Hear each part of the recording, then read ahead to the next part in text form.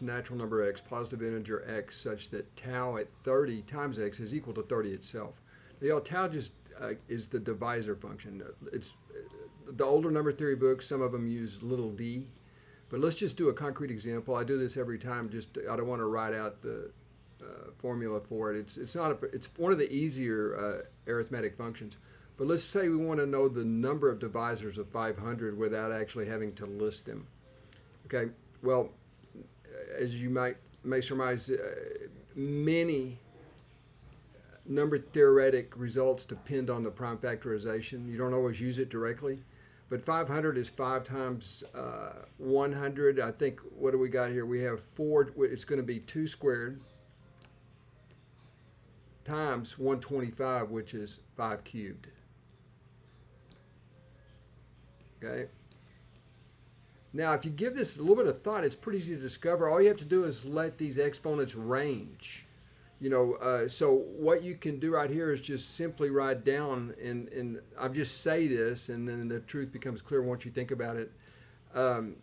It's going to be this exponent here incremented, so it'll be 2 plus 1, not the base, but the exponent gets incremented. And then, in a similar fashion, the exponent for the prime 5 is 3, and so that's 3 times 1. 3 plus 1, excuse me. And this product is 12, I believe. So that means 12 divisors.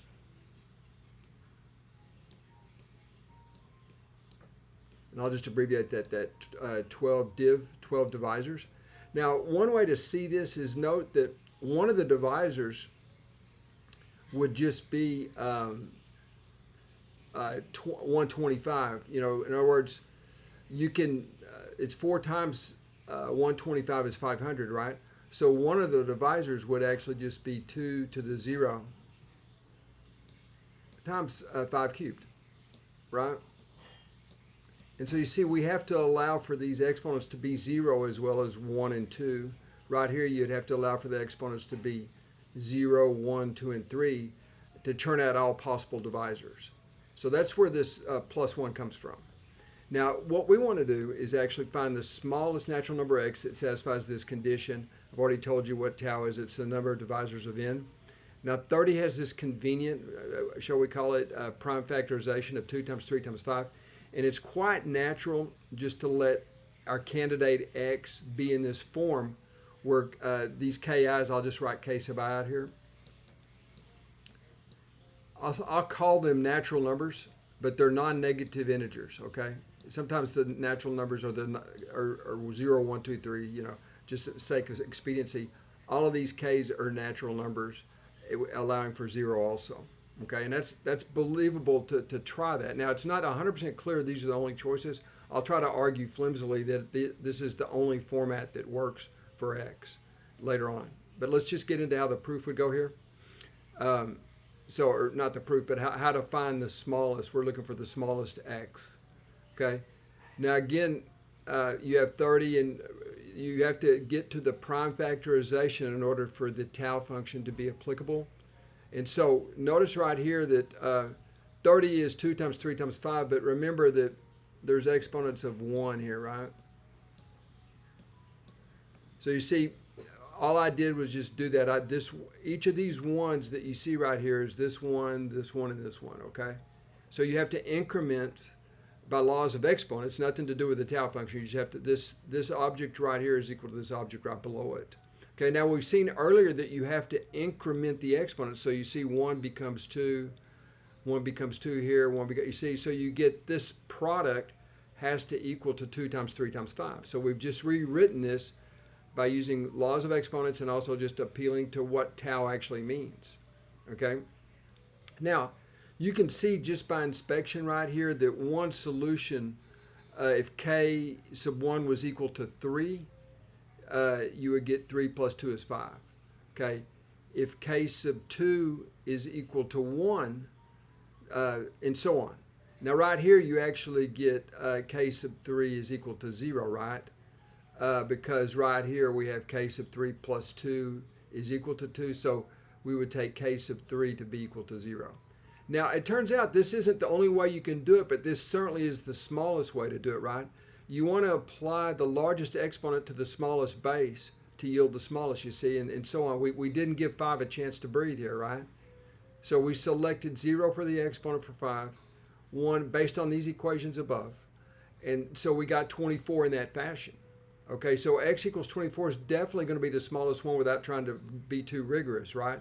Now, another possible solution, let me just write another one. Not the smallest is definitely this, but another possibility would just be to permute these exponents. Or it's this could also equal to 2 to the 0.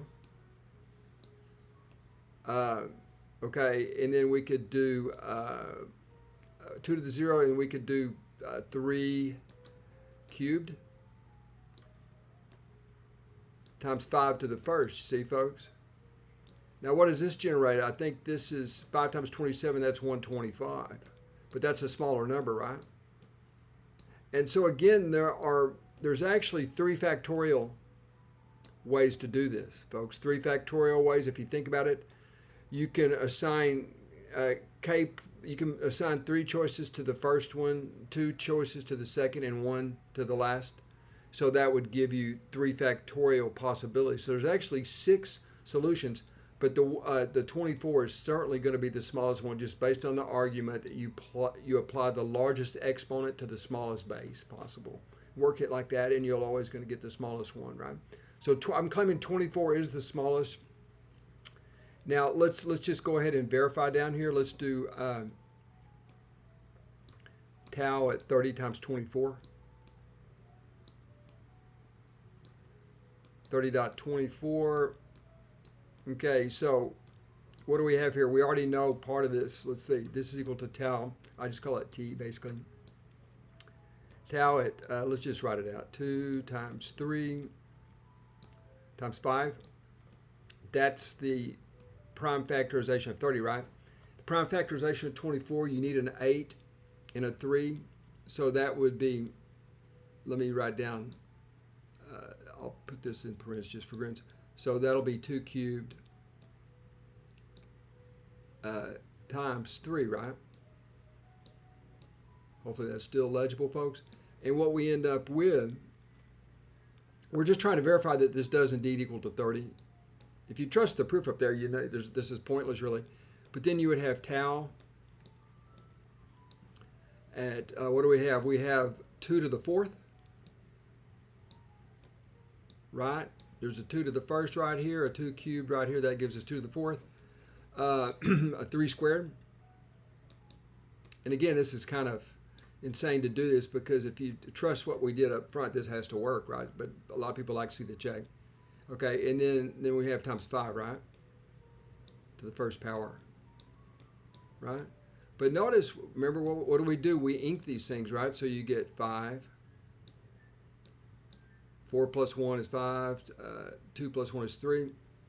5 times 3. 1 plus 1 is 2, the hardest part of the video. That's equal to 30. Hey. Okay.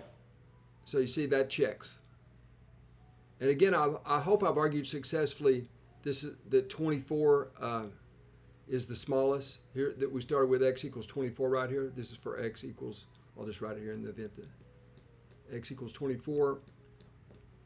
And you guys can check it out that it works for 125 also. Now, y'all, we started with this format. Now, it's possible to think about using primes other than 2, 3, and 5, but just think of it like this. Let's say you tried to tack on the prime 7 here, okay? You're always going to get 2 to the n, right? If you just tack, God damn it. Okay, let's just say you tacked on another prime right here, like say 7, okay? Well, we're always going to get 2 raised to some power divisors. Let me put 2 to the n there, 2 to the n divisors.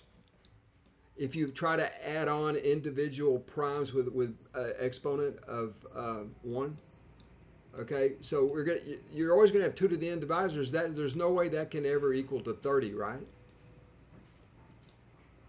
So that's if you want to add on more divisors, this is always going to be 2 to the n, which is never, ever equal to 30, right? 2 raised to any power is never equal to 30. Now you might think, well, okay, what about we add higher powers? Well, the minute you start adding higher powers, you're going to get past 30 in a hurry. Like for example, one try would be to do let's say 7 squared. Okay, then you would get 3 times 2 times 2 is 24. That misses 30 again. And if you go to higher powers, you're going to be way above because of the exponential growth. All right.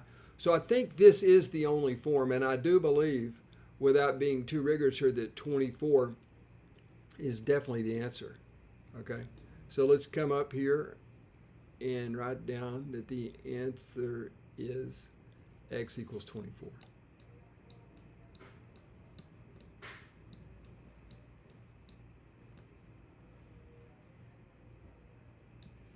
Good day.